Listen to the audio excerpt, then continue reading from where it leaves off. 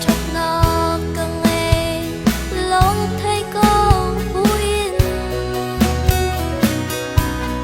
về ngày nắng sáng biết cái nó có đồ na phá cả hở mi ngăn tâm nó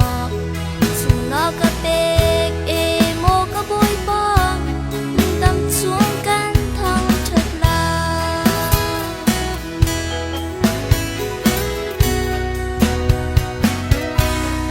người bay đông in cả suốt liều cả đầm nắc ra mô cả bôi băng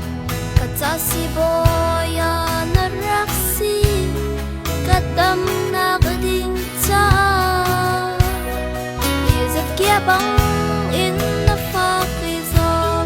đầm đầm khâu mi ana cái si ter một cá chim khô lâu mi đốt nắp in na pha hi na cả đô ta ta na cả đô ta hi cả chim chim lâu na cha chốt na càng ngày lâu thấy có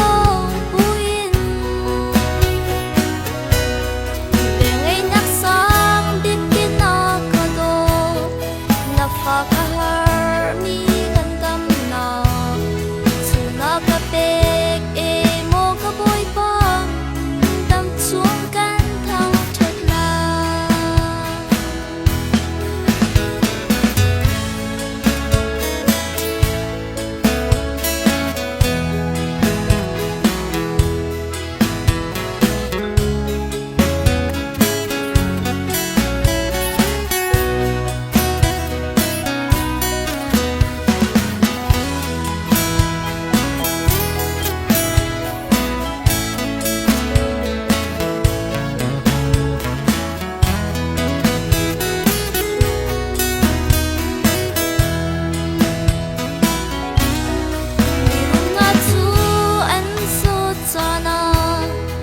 bồi chiêm lê si sông tra chun anh cất khâu na in mô có bôi ba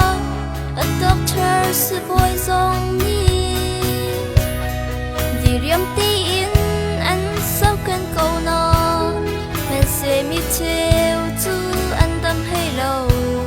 si bôi đâm khô lâu tí chuốc nu băng